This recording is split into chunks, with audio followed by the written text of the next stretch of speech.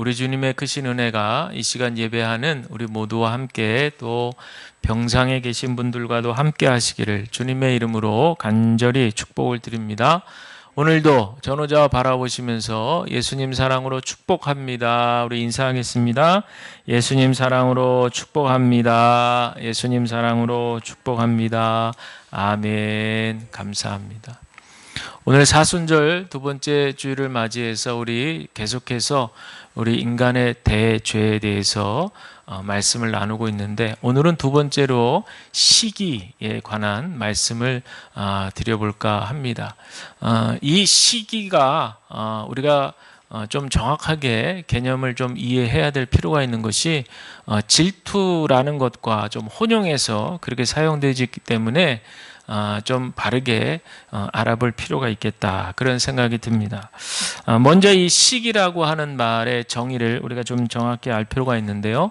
성경은 분명히 즐거워하는 자들과 함께 즐거워하고 우는 자들과 함께 울라, 이렇게 말씀을 했는데 우리의 현실은 어떻습니까? 사촌이 땅을 사면 어떻게 돼요? 배가 아프다, 이런 말 너무나 많이 들어보시고 잘 아실 겁니다. 소설가 김홍신 씨가 계시는데 그분이 이런 얘기를 했다고 그래요. 우리나라 사람들은 전쟁 후에 배고픔의 문제는 해결했는데 배 아픔의 문제는 해결 못했다, 이렇게 이야기를 했다고 그래요. 여러분 공감하시죠? 요즘에는요, 이 스마트폰이 다 보급이 잘 되어 있고 또 그 안에서 소셜 미디어들 많이들 사용하다 보니까 내가 내 삶에 만족하고 자족하고 행복하다, 이렇게 생각하면서 살다가도 어느 순간에 이렇게 사람들이 자기네들의 일상의 삶을 올렸을 때 나하고 이렇게 확 비교가 된다든지, 와, 저 사람은 이렇게 좋은 환경이야, 이러면서 그런 거를 이렇게 보게 될 때 갑자기 나는 분명히 만족하며 살았는데 갑자기 마음이 확 이렇게 가라앉으면서 우울해지는 그런 경험을 혹시 여러분들도 한두 번쯤은 하셨을 텐데, 요게 바로 시기라고 하는 그런 감정이 우리 안에 있게 되는 것입니다. 이 시기라고 하는 말의 영어 단어가 envy라고 하는 단어잖아요. 근데 이 envy라고 하는 말이 어디서 왔냐면 자세히 본다라고 하는 그런 라틴어의 인비디아라고 하는 말에서 왔다 그래요. 자세히 본다, 이제 그런 뜻이죠. 가령 영화 아마데우스라는 걸 보면 거기에 이제 궁정에 딱 자리를 잡고 있는 지휘자가 있었죠. 살리에르라고 하는 궁정의 음악을 총괄하는 담당하는 그런 책임자인데, 왕이 어느 날 모차르트를 딱 초대해가지고 궁정에서 즉흥 연주를 시키잖아요. 근데 좀 못했어야 되는데 너무 천재 같은 천재의 그런 기질로다가 딱 연주하니까 그것을 저 구석에서 째려보고 있는 그 살리에르의 그 눈빛을 여러분들 한번 상상을 해보세요. 그러니까 뭔가 이 쳐다보는 시선, 이것이 심상치 않은 거죠. 성경에서도 이 시기를 눈과 관련을 시켰습니다. 예수님께서 말씀하시기를 사람의 마음에서 나오는 악들, 마음에서 나오는 악이 사람을 더럽게 하는데 그 중에 중요한 것 중 하나가 바로 이 악한 눈이라 그랬어요. 눈. 그래서 이것을 대부분의 번역본들이 시기 혹은 질투 이렇게 번역했는데, 그렇게 정리를 해보면 시기라고 하는 건 뭐냐? 내 앞에 대상에 대해서 악한 눈으로 바라보는 거예요. 악한 눈으로 응시하는 것이 바로 이 시기다, 이렇게 볼 수 있습니다. 대표적 이야기가 여러분 잘 아시는 성경의 사울과 다윗 이야기 아니겠어요? 블레셋과의 전투에서 당당하게 승리하고 돌아왔을 때, 다윗이 승리하고 돌아왔을 때 백성들이 막 환호를 합니다. 그러면서 하는 얘기가 사울이 죽인 자는 천천히요 다윗은 만만이라 그러잖아요. 그 사울을 깎아내리고 말이죠. 임금을 깎아내리고 다윗을 다 축켜 세우는 거야. 그러니까 막 백성들이 막 다윗, 우리로 지금 치면은 막 다윗 막 이러면서 이제 그런 상황을 또 누가 보고 있어요? 저 구석에서 사울이 탁 째려보고 있는 그런 상황, 시기의 눈이죠. 그래서 이 상황에서 성경에 보면 그날 후로 사울이 다윗을 주목하였더라 이렇게 나옵니다. 여기서 이 주목이라고 하는 말에 이 히브리어 어원이 아인이라는 말인데 이 말이 바로 눈을 뜻하는 거예요. 눈. 그러니까 이 구절을 직역을 하면 사울은 질시, 시기로 가득 찬 눈으로 다윗을 바라보았다 이렇게 되는 거죠. 자기가 칭송을 더 많이 받아야 되는데 자기보다 더 백성들의 칭송을 받고 환호를 받는 그 다윗을 보면서 속된 말로 어떻게 됐다는 거예요? 눈이 어떻게 됐다는 거예요? 뒤집혀졌다. 그 얘기죠. 자, 그러면 여기서 우리가 시기와 질투의 차이점을 좀 알아볼 필요가 있습니다. 성경에도 보면은 이 시기와 질투를 좀 이렇게 섞어서 사용하기도 하는데 사실은 비슷한 뜻이에요. 시기나 질투나 같이 사용할 수 있습니다. 그런데 이 질투라고 하는 말 속에는 열정, 열심이라고 하는 뜻이 포함되어 있습니다. 그래서 우리는 그것을 헷갈리지 않고 그냥 혼용해서 막 쓰는데 고대 사회에서는 이것을 분명히 구별해서 썼어요. 그래서 철학가 아리스토텔레스는 뭐라고 정확하게 구별을 했냐면 질투는 남이 가진 것을 내가 갖지 못한 것에 대해서 우울한 마음, 슬퍼하는 마음이 질투입니다. 시기는 뭐냐? 내가 나한테 없는 것, 내가 갖지 못한 것을 상대가 가지고 있는 것에 대해서 슬퍼하는 것. 헷갈리시죠? 비슷비슷한 것 같죠? 근데 여기에 분명히 차이가 있는 것이 질투는 초점이 어디에 있느냐? 나한테 있어요. 나. 그러면 반대로 시기는 초점이 어디 있겠어요? 상대에게 있는 거죠. 질투는 초점이 나한테 있어요. 물론 둘 다 질투나 시기나 어떤 상대, 남의 행복이라든지 또 성공이라든지 거기서 그런 상황에서부터 그 감정이 촉발된다는 것은 비슷하지만 중요한 것은 질투는 왜 저 사람한테는 있는데 나한테는 없지 쪽이 더 관심이 있는 거예요. 여기에 더 무게 중심이 있는 거예요. 물론 그렇게 된 개연은 이제 상대한테 나보다 없는 게 있어진 것, 그 상황이 물론 원인이 되지만 여기서의 초점은 왜 나한테 없느냐라는 것이죠. 그런데 이 질투라는 것은요, 때로는 그런 마음이 나를 성장시키게 하는데 동력이 되게 합니다. 즉 우리가 잘 아는 경쟁심이 그런 거 아니겠어요? 나한테는 없어. 나도 한번 열심히 한번 분발해야겠다. 그러면 나도 이제 언젠가는 저 상대를 이길 수 있어. 이런 어떤 생각들, 운동선수라든지 또 우리 일반인들 중에서도 이렇게 긍정적으로 에너지를 사용하는 거예요. 그래서 선의의 경쟁이라고도 하고 그러잖아요. 그래서 뭔가 질투라고 하는 것은 이렇게 열정을 불러일으키고 열심을 내고 이제 그런 어떤 차원에서도 사용이 된다라고 하는 것이죠. 특별히 이 질투라고 하는 말의 그 어원을 추적해 보면 열정이라고 하는 말의 어원과 같이 만난다는 거예요.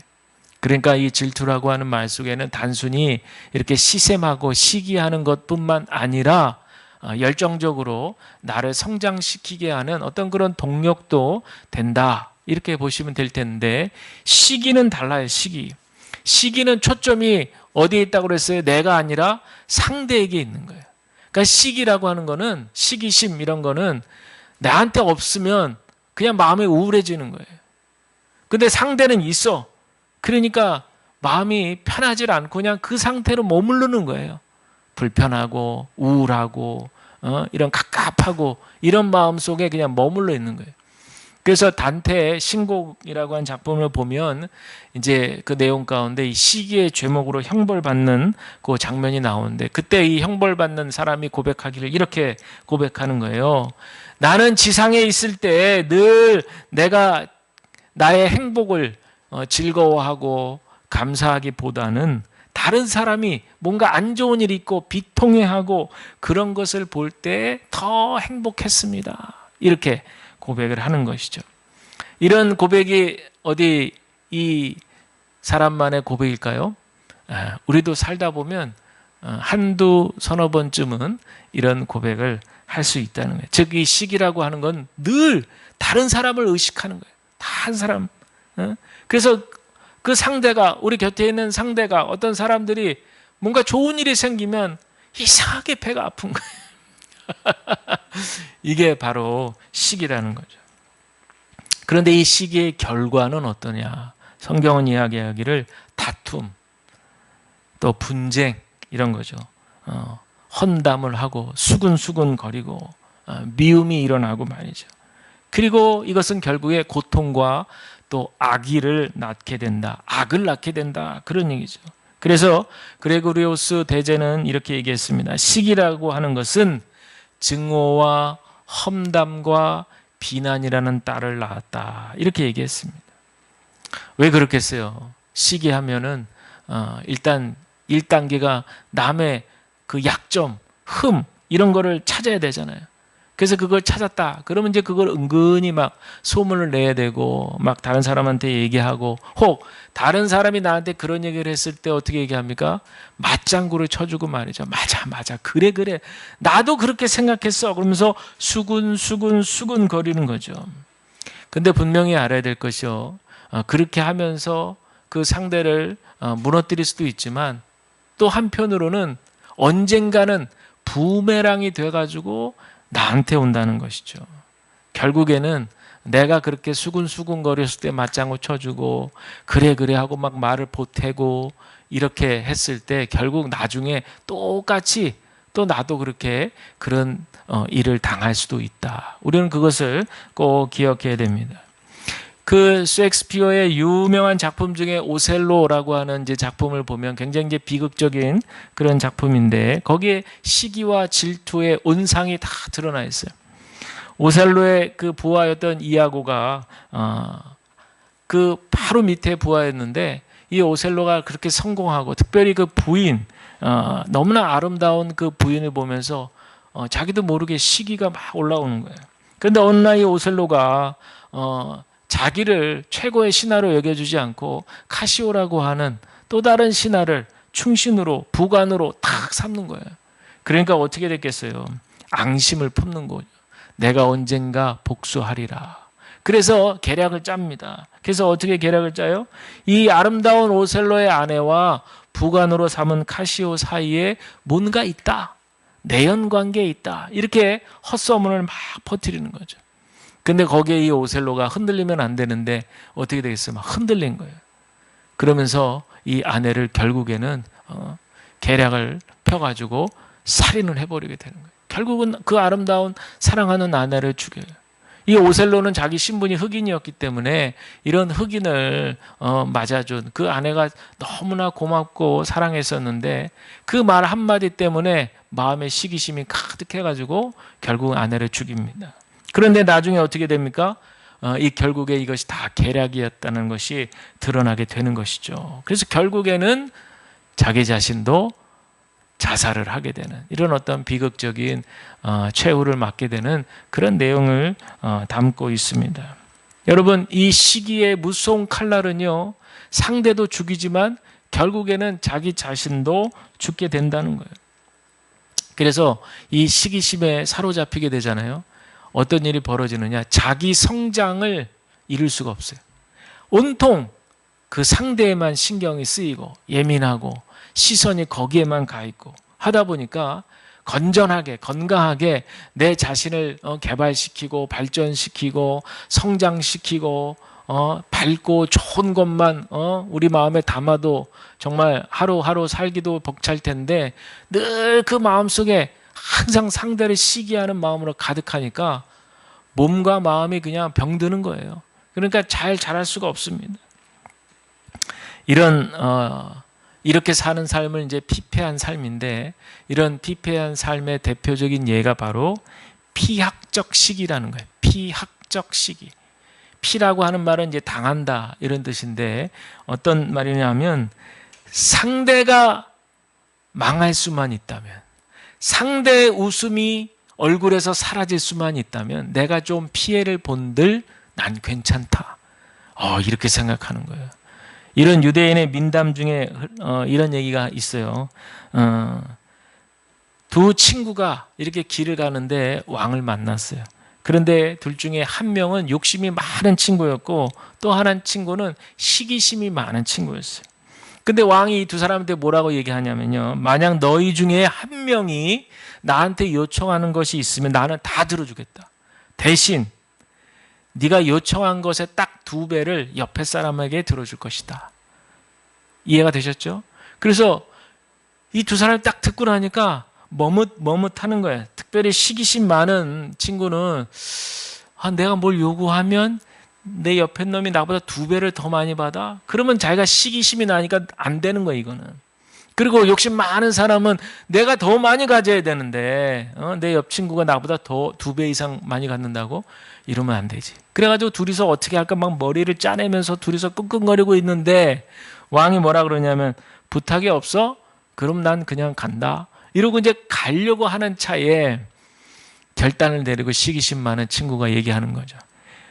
왕이시여, 저의 왼쪽 눈을 빼주십시오. 이랬다는 거예요. 무슨 말인지 이해하세요? 제 왼쪽 눈이 빠지면 옆에 사람은 어떻게 되는 거예요? 양쪽 눈이 다 빠지고 눈이 멀게 되는 거죠. 그렇게 해서라도 내 왼쪽 눈이 빠져도 좋으니 내 옆에 있는 상대는 더 나빠져야겠다. 이게 바로 여러분 피학적 시기예요. 또 하나는요, 이런 비슷한 것 중에 또 하나는 이것도 무서운 거예요. 신포도 심리라는 게 있어요. 신포도. 이건 뭐냐면 저 포도나무에 아주 먹기 좋게 열린 그런 포도 알이 보이는데 어떤 이유에 있었는지 못 따먹는 거예요. 상황이 안 돼. 뭐 키가 내가 작든지 나무에 올라갈 수 없다든지. 저 분명히 따먹으면 굉장히 맛있을 것 같은데 못 따먹어. 내 환경으로는 안 돼. 그러면 자기가 못 따먹었으면 그냥 말면 될 것을 돌아다니면서 얘기하면 아유 저 포도 쉬어서 맛없어. 저 포도 쉬어서 맛없어. 따먹을 생각하지 마. 그리고 자기도 아예 포기하는 거예요. 이게 여러분들 신포도 심리라고 해가지고요. 아예 내가 안 될 것 같으면, 내가 불가능한 상황이면 남도 그것을 불가능하게 만드는, 포기하게 만들어버리는, 이것들이 다 시기심하고 관련이 되는 거예요. 굉장히 무서운 겁니다. 해봐야 소용없지 뭐, 저거 해봐야 아무 소용없어. 이렇게 아예 마음으로 딱 단정을 해버리는 그런 얘기입니다. 자, 그렇다면 우리가 이 시기심을 어떻게 극복할 수 있을까? 우리 다 연약하잖아요. 우리 다 연약한 죄인들이라 우리가 살다 보면 다 한두 서너 번씩은 이런 감정들을 느끼게 되는데 우리가 어떻게 극복할 수 있느냐? 오늘 우리에게 주신 말씀을 우리가 한번 주목해 볼 필요가 있어요. 베드로전서 2장 2절이죠. 우리 다 같이 한번 읽어보겠습니다. 2절만 시작. 갓난아기들 같이 순전하고 신령한 젖을 사모하라. 이는 그로 말미암아 너희로 구원에 이르도록 자라게 하려 함이라. 아멘. 그랬어요. 저는 이 말씀 보면서 갓난아기들 같이 순전하고 신령한 젖을 사모하라. 이 말씀이 눈에 확 들어오더라고요. 오늘 여러분들 기억하시길 바랍니다. 우리 모두가 갓난아기들 같이 말이죠. 순전하고 신령한 젖을 사모해야 될 줄로 믿습니다. 여러분, 갓난아기들이 어미의 젖을 사모하는 이유가 뭐겠어요? 살려고 그러는 거예요. 살려고. 만약에 갓난아기가 뭐 말도 안 되는 얘기지만 어느 날 엄마 젖 이제 물렸어. 다른 것 좀 줘요. 음료수 맛있는 것 좀 줘. 뭐 이러면서 간식은 없어요. 뭐 이런다고 생각해 보세요. 그 어린아기가 성장하는데 그게 도움이 되겠어요? 어린아기는 하여튼 오직 엄마의 몸속에 나오는 그 영양분 있는 그 생명의 젖을 잘 먹어야지만 그래야 아기가 어떻게 되겠어요? 쑥쑥 잘 자라는 거예요. 단순한 거예요. 단순한 거. 자기가 살기 위해서 내가 이걸 먹어야만 본능적으로 아는 거죠. 내가 이것을 열심히 빨아서 먹어야만 나는 산다. 이거를 분명히 어린아기는 본능적으로 아는 거예요. 여러분, 우리도 마찬가지입니다. 영적으로 마찬가지예요.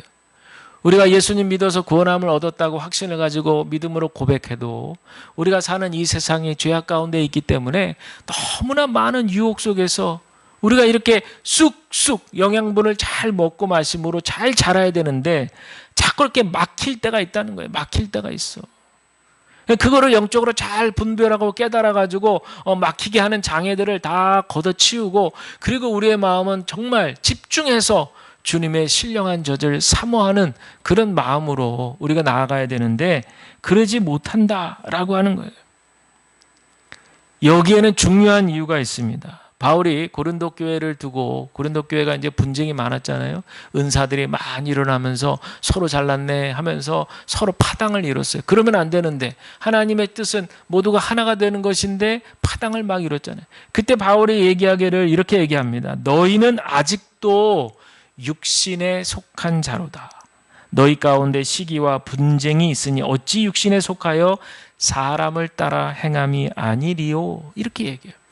여기서 중요한 부분이 어디냐면요, 너희는 아직도 육신에 속한 자라. 바울은 육신에 속한 자와 육에 속한 자를 분명히 구별했어요. 육에 속했다는 것은 그냥 거듭나지 않는 일반 자연인들, 세상 사람들을 얘기하는 거예요. 그냥 육에 속한 자. 그런데 육신에 속한 자라고 하는 건 뭐냐면, 예수님 믿어서 구원함을 얻었다고 생각하는 소위 거듭났다고 하는 사람들이 여러 가지 이유들로 인해서 자라지 못한 상태를 얘기하는 거예요. 어린아이 같은 거예요. 잘 자라야 되는데, 어미의 젖을 먹고 영양분을 잘 받아서 쑥쑥쑥쑥 자라야 되는데 그러하지를 못하는 거예요.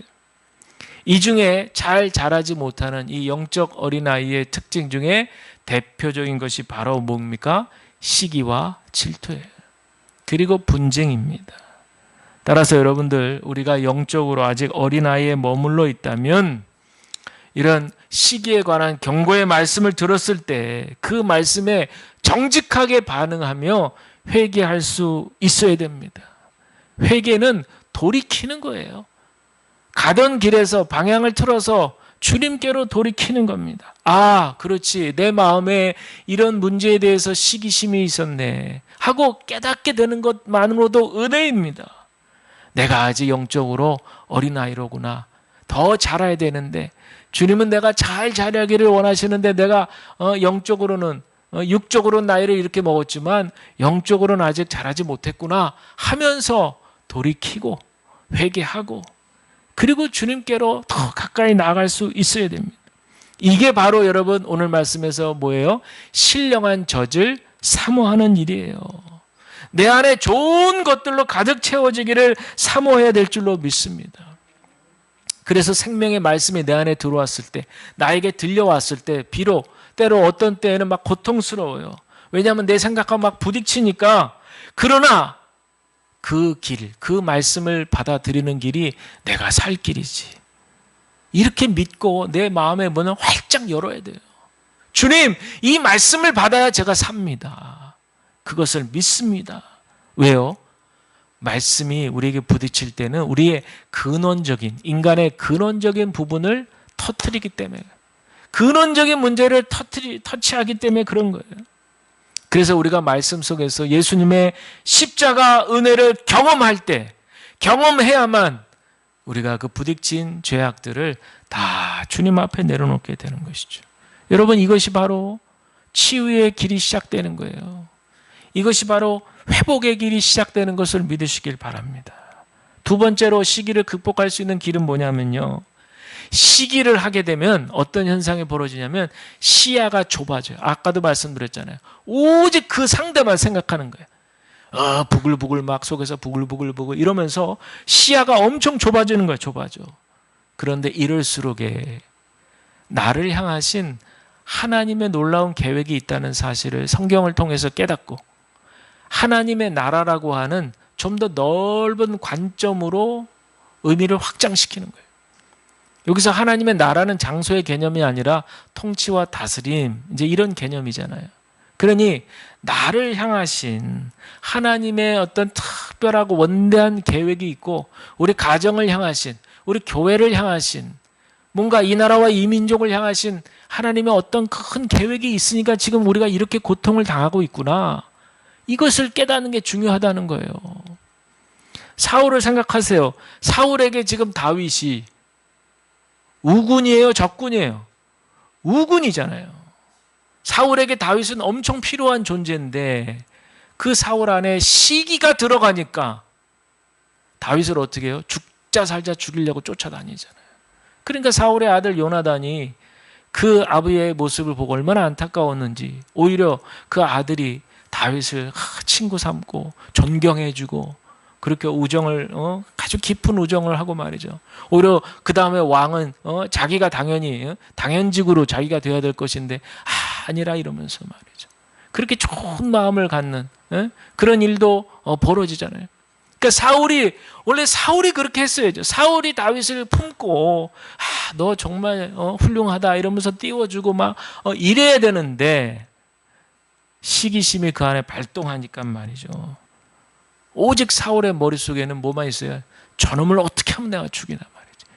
저놈을 내가 어떻게 하면 내가 없애나. 내 눈앞에서 어떻게 하면 저자를 없애버리나. 그 생각만 하게 되는 거죠. 저와 여러분들도 마찬가지예요. 사울에게 다윗이 곁에 있는 건 다 하나님의 뜻이고 다윗 곁에 요나단이 있는 것도 하나님의 뜻이에요. 다윗 곁에 요나단이 없었으면 제가 생각해 보면 얼마나 다윗이 정말 우울하다 못해서 자살했을 수도 있어요. 뭐 이렇게까지 표현하면 너무 극단적이지만 그러나 하나님은요 한쪽이 막히면 한쪽이 열려요. 숨통을 트이게 해준단 말이에요. 계속해서 자기를 쫓아오고 죽이려고 하는 그 압박감 속에서 뭔가 이렇게 숨통을 트이게 하는 은혜가 분명히 있다는 거예요. 우리도 마찬가지입니다. 저와 여러분들도 마찬가지예요. 우리 곁에서 우리와 관계하는 여러 가지 관계들, 그것이 부부든 또 부모 자식이든 또 동료 관계든 이웃 관계든 어떤 관계든 간에 우리와 이렇게 연결되어지는 관계들이 있잖아요. 하나님은 다 필요해서 그 관계를 허락하셨다는 거예요. 솔직히 우리가 선택해서 맺은 관계들도 있지만 그렇지 않은 관계들이 우리는 인생사를 살다 보면 훨씬 더 많잖아요. 우리 신앙 공동체도 그렇고 다 모든 관계들이 나의 의지와는 좀 상관없이 그렇게 맺어지는 관계들이 많이 있단 말이에요.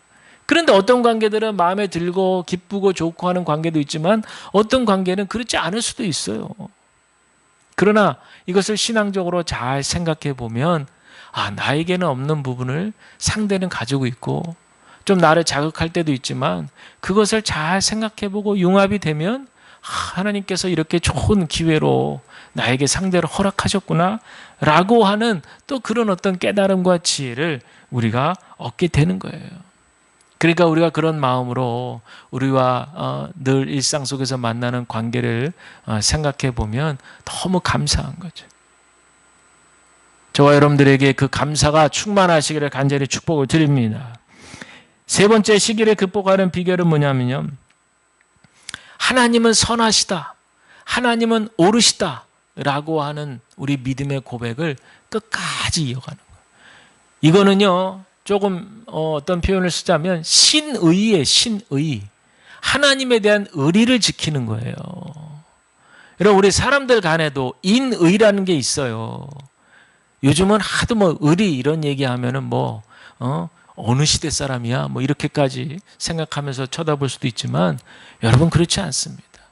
기본적으로 인간 대 인간 사이에 지켜야 될 예의가 있고 또 그 신뢰, 의리라는 게 있어요.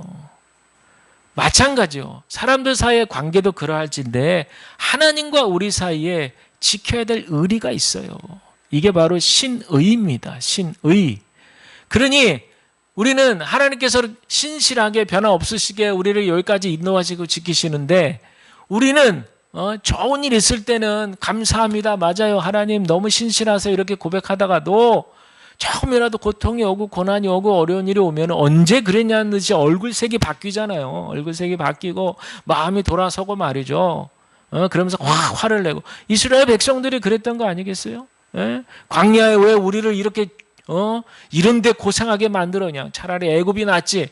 맨날 만나 그 맛도 없는 거 맨날 그거나 먹이고 말이죠. 나 고기가 먹고 싶단 말이죠. 육류를 달라 막 이러고 인간은 본능적으로 본래적으로 그런 존재잖아요. 자기가 먹고 싶은 거 하고 싶은 거 계속 욕구 욕망 그 속에서 허덕거리며 사는 인간이잖아요.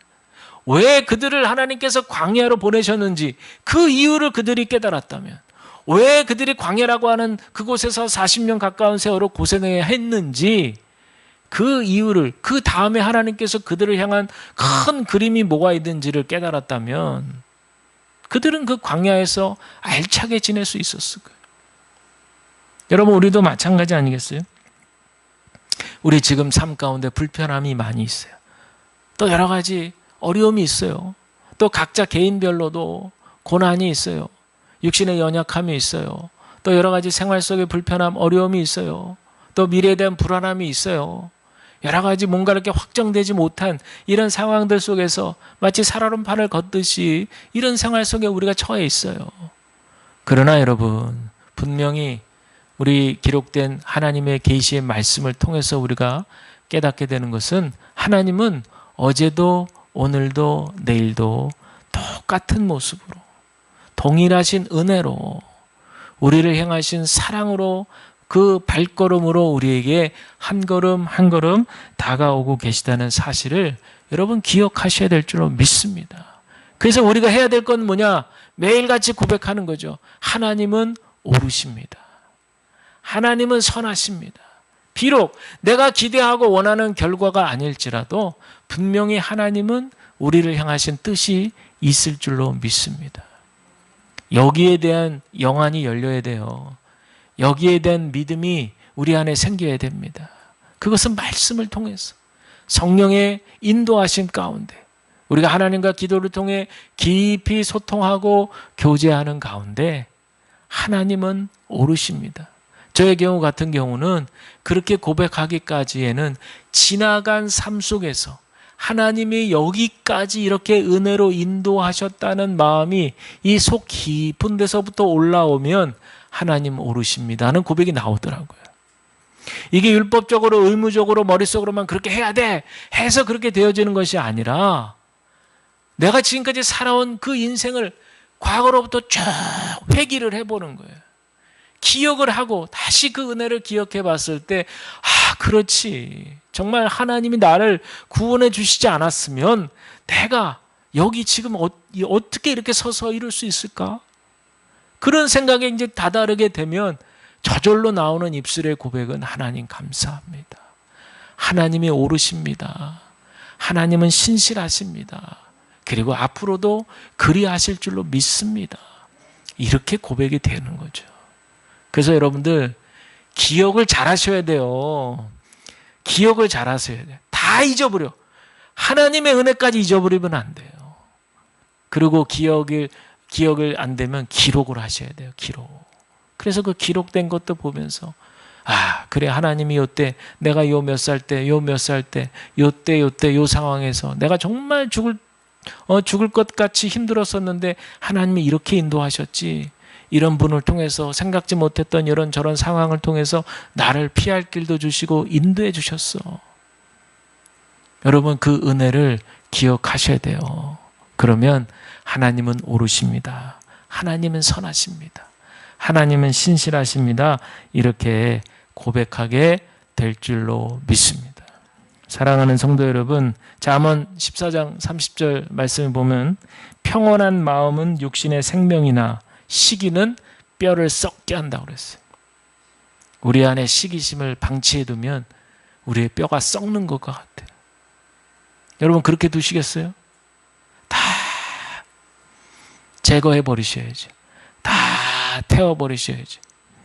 그리고 오직 주님이 주시는, 주님을 의지함으로 주님이 주시는 평온한 마음으로 주님의 평강을 누리시는 저와 여러분 우리 모두가 다 되시기를 우리 주님의 이름으로 간절히 축원을 드립니다.